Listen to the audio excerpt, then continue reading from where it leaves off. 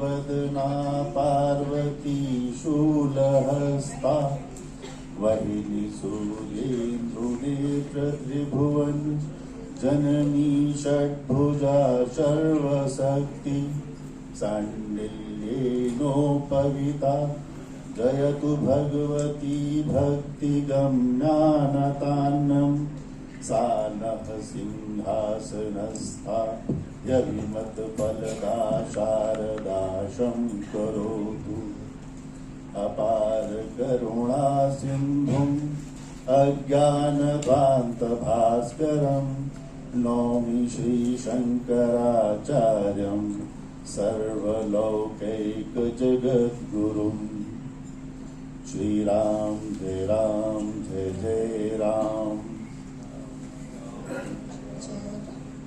श्री राम जय जय राम सभी जय राम जय जय राम श्री राम जय जय राम श्री राम जय जय राम नारायणाखिल गुरु भगवत नमस्ते नारायणाखिल गुरु भगवत नमस्ते नारायणाखिल गुरु भगवत नमस्ते मंचासीनों समुपस्थित समादरणीय संतवृंद विद्वत वृंद प्रिय छात्रों एवं मातृशक्ति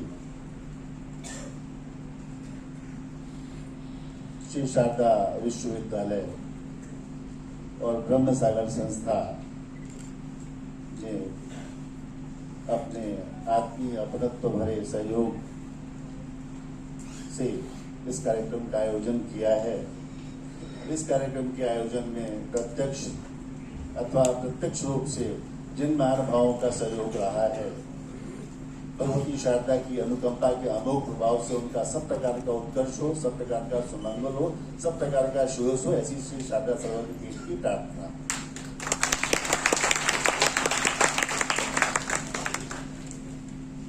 सज्जनों, इस विश्व में एकमात्र वह स्थान है जो जगत गुरु की डिग्री टाइटल अवार्ड करता था, उसका नाम है शारदा सरस्वती पीठ। इस देश में जितनी भी जगत गुरु परंपराएं हैं, जो भी आचार्यगण जगत गुरु परंपरा लिखते हैं, उनके मूल आचार्य काश्मीर की शारदा पीठ पर जाकर विराजित हुए और वहीं पर उनको जगत गुरु की उपाधि से अलंकृत किया गया। स्वयं भगवती शारदा ने प्रमाणित किया कि ये जगत गुरु हैं। आदि शंकर भगवान केरला में जन्मे और वहां से चलकर जब कश्मीर पहुंचे तो वहां पर उनको जगत गुरु शंकराचार्य की उपाधि मिली और उन्होंने सांगर पीठों की स्थापना का विन्यास रचा। यह पीठ पिछले कई वर्षों से, सैकड़ों वर्षों से, शताब्दियों से लुप्त प्राय रही है, जबकि महाउपनिषद में इसका स्पष्ट वर्णन आता है। तो काशी विद्वत परिषद ने 16 मई 2003 को काशी में एक सार्वजनिक समारोह करके मुझे वह दायित्व दिया और तब से मैं उस कार्य में लगा हुआ हूं।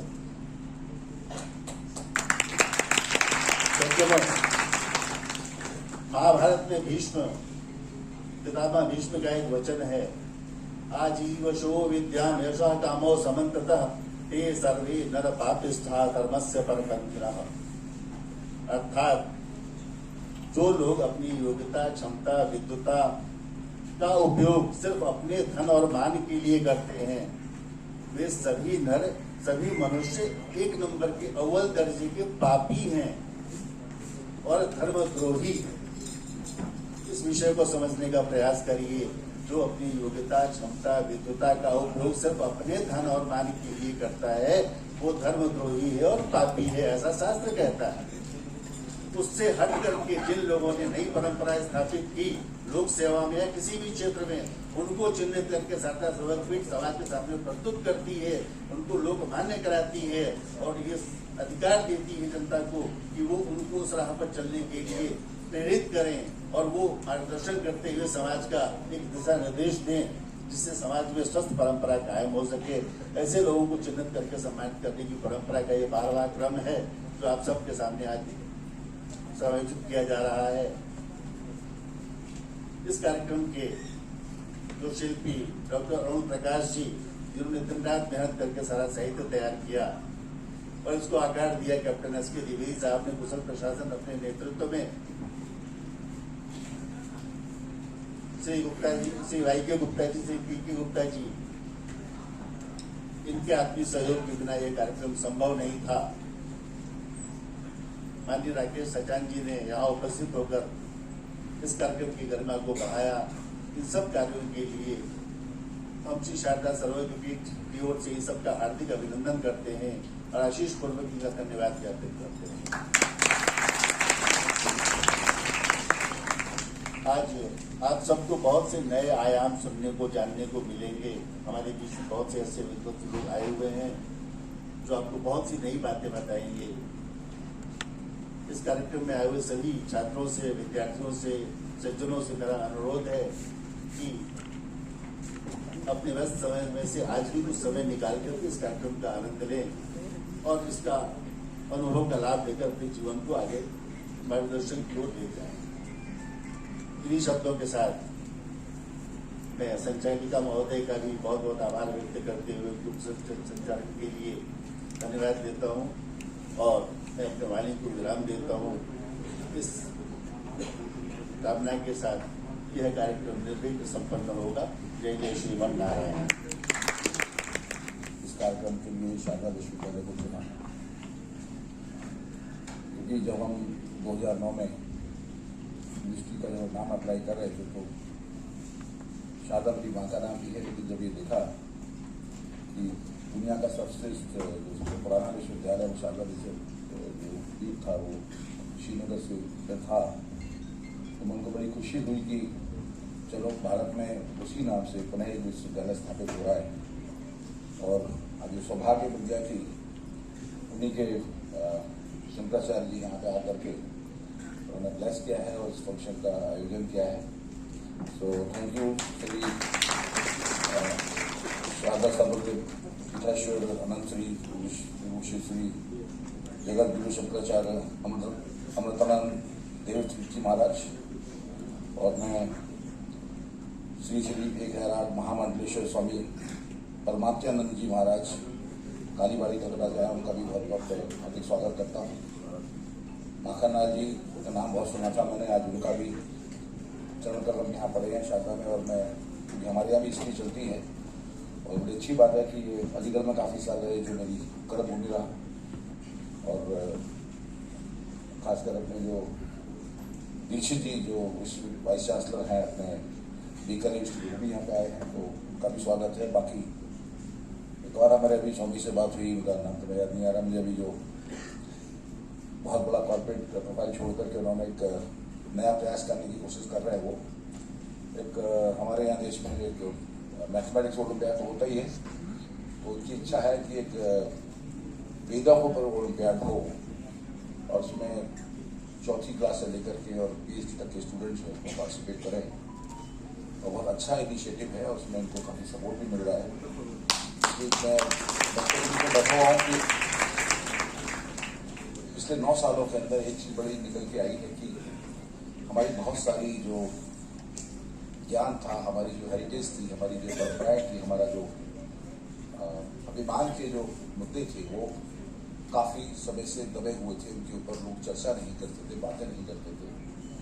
तो किसी भी देश की जो उसकी जो महानता उसकी परंपराओं से बनती है। भारत के अंदर इतनी महान परंपराएं, इतना महान ज्ञान था कि जो सेक्युलरिज्म के नाम पे या व्हाट्सएप में भी रीजन उसको उतना स्थान नहीं मिला है।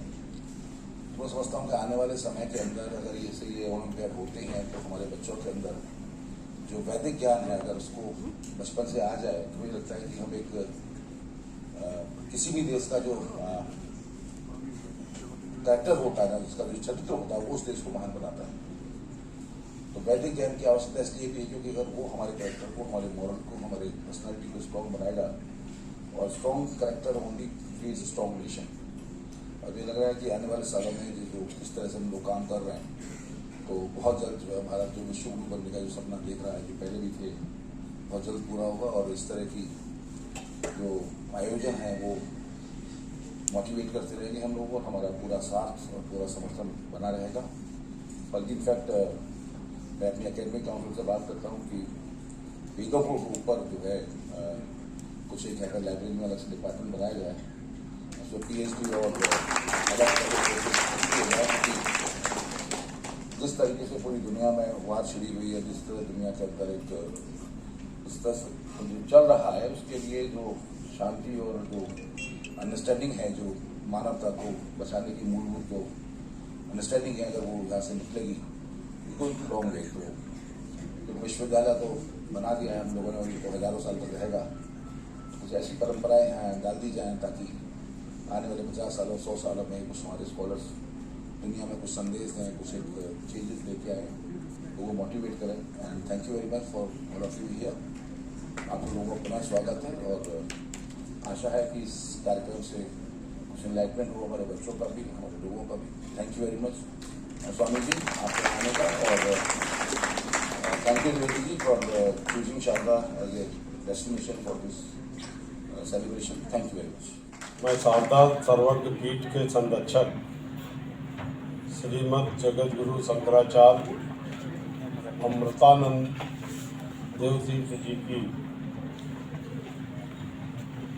अनुरोध पर, उनके आदेश पर हम आपके बीच में इस सम्मानित मंच में जो उपस्थित विद्वजन हैं उनका अभिनंदन करता हूं, उनको प्रणाम करता हूं। और स्वामी जी अमृतानंद जी का आदेश था कि आपको इस कार्यक्रम में आना है, और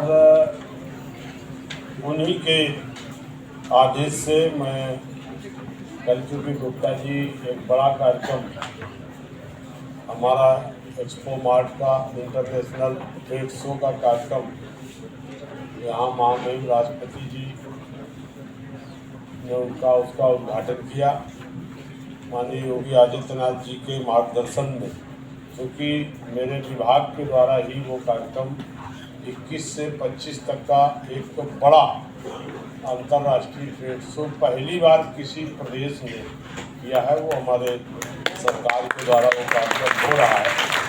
ये बड़ा ऐतिहासिक कार्यक्रम है और 70,000 तक रजिस्ट्रेशन हो गए हैं। लगभग 60 देशों के प्रतिभागी उसमें यहाँ आए हुए हैं। 500 से अधिक लोग जो विदेशी क्रेता लोग यहाँ पर आए हुए हैं। इस कार्यक्रम के माध्यम से हमारे तमाम उद्यमियों को के जो परंपरागत ऑडियो की छोटे छोटे उत्पाद थे, उनके 2000 हमने स्टॉल लगाए हैं। और पहली बार बहुत जो एक्सपो मार्ट में चार्ज रहता था उसका 10% पैसा ही हम एक्सपो मार्ट वालों को दिया गया है। बाकी बहुत ही जिनके पास स्थिति नहीं थी, जिनको उम्मीद भी नहीं थी कि हम ऐसे ट्रेड शो में अपना प्रदर्शन कर पाएंगे, अपने उत्पाद को दिखा पाएंगे, उनको भी हम लोगों ने यहाँ पर वो किया है। मैं आज प्रतिवर्ष की भांति इस वर्ष भी जो आज 12वां शारदा शताब्दी समारोह आयोजित किया गया है, पहले तो मैं इस आयोजन में आयोजकों को बधाई देता हूं कि उन्होंने 21 विभूतियों को सम्मानित हेतु ये शानदार आयोजन किया है। अभी SK द्विवेदी जी ने बहुत ही विस्तार से सारी बातें रखी, मैं उसी से अपने आप को जोड़ता हुआ जो हमारे मंच पर और स्वामी परमानंद मंडलेश्वर जी हैं, PK गुप्ता जी अध्यक्ष शारदा ग्रुप ऑफ इंडस्ट्रीज के हैं, प्रोफेसर माखन लाल जी हैं, मैं इन सभी को प्रणाम करता हूं। साथ ही हमें आज जो सनातन परंपरा इतनी महत्वपूर्ण शारदा पीठ विदेशी अप्रताओं के अपवित्र कर दी और उसके आज उस दुर्भाग्यवत पाकिस्तान के कब्जे वाले कश्मीर में स्थित है, जैसे बड़े विस्तार से द्विवेदी जी ने बताया है।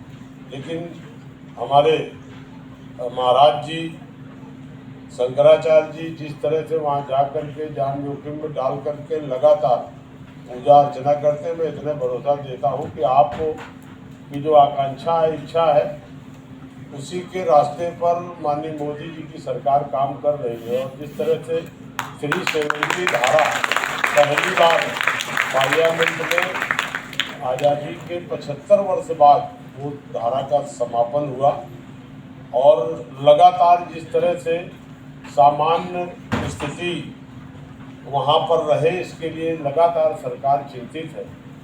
और अगली बारी भी आप जानते हैं हमारे क्रांतिकारी जो गृह मंत्री हैं, उन्होंने पार्लियामेंट में भी कहा कि अगली बारी हमारी पीओके की है। आप नहीं, हम लोगों का जो सशक्त नेतृत्व, दृढ़ इच्छा शक्ति और निर्णय लेने वाला नेतृत्व होता है, तो ये सब कोई काम कठिन नहीं होता है, मैं यही कह सकता हूँ। और आज आपका मैं आभार भी व्यक्त करता हूँ, आपका धन्यवाद भी देता हूँ।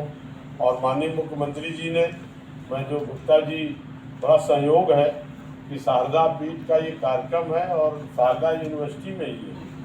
और जैसा कि अभी मैं गुप्ता जी से चर्चा कर रहा था कि आपने इतना बड़ा यहाँ पर विश्वविद्यालय खड़ा किया, शारदा आपकी माँ का भी नाम था, शारदा पीठ शंकराचार्य 500 वर्ष पूर्व से ये परंपरा जो चली आ रही थी, आज हमारे बीच में जो शंकराचार्य अमृतानंद जी महाराज जी हैं, मैं इनका भी आभार व्यक्त करता हूँ, इनका भी स्वागत करता हूँ। और आज माननीय मुख्यमंत्री जी ने जो सोचा था, अभी जब ये कार्यक्रम था तो हम लोग मार्च में आए थे, तभी उन्होंने कहा कि जितने भी आसपास हमारे नोएडा, ग्रेटर नोएडा में काफ़ी इंजीनियरिंग कॉलेज हैं और जो भी रोजगार परक कार्यक्रम है, क्योंकि आज नौकरी, एमबीए इंजीनियरिंग करने के बाद लोग चाहते हैं नौकरी, लेकिन लगातार हमारी सरकार इस प्रयास में है कि रोजगार परक कार्यक्रम रहे और लोग रोजगार से ज़्यादा जुड़े, नौकरी मांगने वाला, नौकरी देने वाला बने, ऐसा सपना माननीय मोदी जी का है। और उसी प्रयास में हमारी सरकार आगे काम कर रही है। हमने जो इतना बड़ा कार्यक्रम आयोजित किया, इसमें शायद यहाँ के भी बच्चे गए होंगे। कितने लोग गए? यहाँ के 200 बच्चे, यहाँ पे 200 बच्चे यहाँ के भी उस कार्यक्रम में सहयोग कर रहे हैं। इस तरह से अन्य इंजीनियरिंग कॉलेजों के भी बच्चे हम लोगों ने वहाँ बुलाए हैं कि वो जब इतना बड़ा आयोजन हो रहा है, देखेंगे व्यापार कैसे होता है, कैसे काम होता है धीरे धीरे, क्योंकि अभी पढ़ाई के साथ साथ ये एक जो ट्रेनिंग होगी उनकी, उसको आगे काम आएगी। तो इसलिए हमने पूरे कम से कम 1000 बच्चों को वहाँ पर जोड़ा है जो पूरे इस कार्यक्रम में है। और इसीलिए एमएसएमई नीति जो हम लोगों ने बनाई है, उस एमएसएमई नीति में भी हम लोगों ने ये प्रयास किया है कि अगर कोई पढ़ लिख करके नौजवान अपना रोजगार करना चाहता है तो कैपिटल सब्सिडी, एमएसएमई में पहली बार उत्तर प्रदेश सरकार ने जो नीति बनाई, कैपिटल सब्सिडी में हम 25%, 1 करोड़ के लोन में 25% उसको सब्सिडी दे रहे हैं। और अगर स्वामी अमृतानंद तीर्थ महाभाग और श्री श्री 1008 महामंडलेश्वर स्वामी परमात्मानंद जी महाराज, जो कलकत्ता की धरती से चलकर यहाँ पर पधारे हैं। आज के हमारे मुख्य अतिथि उत्तर प्रदेश शासन के वरिष्ठ मंत्री श्री आदरणीय श्री राकेश सचान जी और महान इतिहासकार प्रोफेसर मक्खन लाल जी जो मंचस्थ हैं, मैं उनके सभी के प्रति अपना अभिवादन करते हुए आपको अपनी वाणी से परिचित कराता हूँ। इस सभागार में उपस्थित देवियों, सज्जनों एवं हमारे युवा साथी जो छात्र भी हो सकते हैं या अपना एजुकेशन पूरा करके रिसर्च कर रहे हैं या आगे की तैयारी कर रहे हैं, वो सभी लोग, शारदा सर्वज्ञ पीठ के विषय में आदरणीय शंकराचार्य जी ने अभी आपको संक्षेप में बताया। इसका इतिहास बहुत पुराना है। शारदा विश्वविद्यालय विश्व का प्राचीनतम विश्वविद्यालय रहा है। नालंदा तक्षशिला से पुराना उसका इतिहास है। ये हम लोगों में से बहुत कम लोगों को जानकारी होगी, लेकिन अगर आप गूगल पर सर्च करेंगे तो ये आपको विस्तार से मिल जाएगा। शारदा एक शैली, एक भाषा है और इसी भाषा से तिब्बतन पंजाबी, गुरमुखी जिसको कहते हैं, और 8 अन्य भाषाएं निकली, जिसका इतिहास हमारे पुराणों में वर्णित है। आप इसकी महत्ता को इसी समझ सकते हैं कि यह कितना पुरातन होगा। समय ने करवट लिया और एक समय आया कलयुग में जब यह पीठ लुप्त प्राय हो गई, जैसा कि अभी शंकराचार्य महोदय ने बताया आपको। इस पे काफ़ी कार्य काशी विद्वत परिषद, जो सनातन विद्वानों की सबसे बड़ी संस्था भारतवर्ष में मानी जाती है, उसने इस पे काफ़ी रिसर्च किया, काफ़ी शोध किया, और तब ये निकल करके आया कि वास्तव में आदि शंकराचार्य जब केरल की धरती से चले थे, युवा थे, तो तपस्या के लिए हिमालय की वादियों में आए और उन्होंने अपना पहला जो विश्राम स्थल बनाया था वो श्रीनगर के आसपास उस समय रहा होगा। चूँकि समय बहुत पुराना है, बहुत सारे परिवर्तन हुए, इसलिए ये एग्जैक्ट कह पाना बड़ा मुश्किल है कि वो कहाँ थे। लेकिन जिन लोगों को श्रीनगर का अनुभव होगा वो जानते होंगे कि डल लेक के घाट नंबर 14 के ठीक ऊपर देखेंगे तो शंकराचार्य का मंदिर स्थापित है, और उस शंकराचार्य के मंदिर की पौराणिकता आज भी पूरे विश्व में सर्वविदित है, सर्वमान्य है, सब लोग जानते हैं। हमारे लिए बड़े गौरव की बात है कि उस पीठ का संचालन जहाँ से पहले होता रहा है, यद्यपि वह स्थान आज की तारीख में पाक अधिकृत कश्मीर के मुजफ्फराबाद जनपद में है, नीलम वैली कहते हैं उसको, कृष्ण गंगा नदी के ऊपर स्थापित है। और हमने शंकराचार्य जी का वह चित्र देखा है, वो वीडियो देखा है, जिसमें वो बॉर्डर के बिल्कुल नज़दीक जाकर के एक चट्टान पर बैठते हैं और वो पुष्प जब कृष्ण गंगा में बहाते हैं तो ऐसा प्रतीत होता है कि वो सीधा जाकर के उस पीठ की ओर जा रहा है। ये बड़ा सुंदर नज़ारा देखने को मिलता है। शायद एक क्लिपिंग में आपको बाद में किसी सेशन में हम दिखाने का भी प्रयास करेंगे। पौराणिकता के बाद अब बात आती है कि उसका वर्तमान स्वरूप क्या है। जो लोग गूगल कर सकते हैं वो लोग जब गूगल करेंगे शारदा ग्राम का नाम है, तो आपको एक खंडहर दिखाई देगा जो चारों तरफ से बाउंड्री वॉल से घिरा हुआ है, और उसके किनारे पाकिस्तान आर्मी की 6 तोपें लगी हुई हैं। हमने अभी रिसेंटली 3 दिन पहले देखा है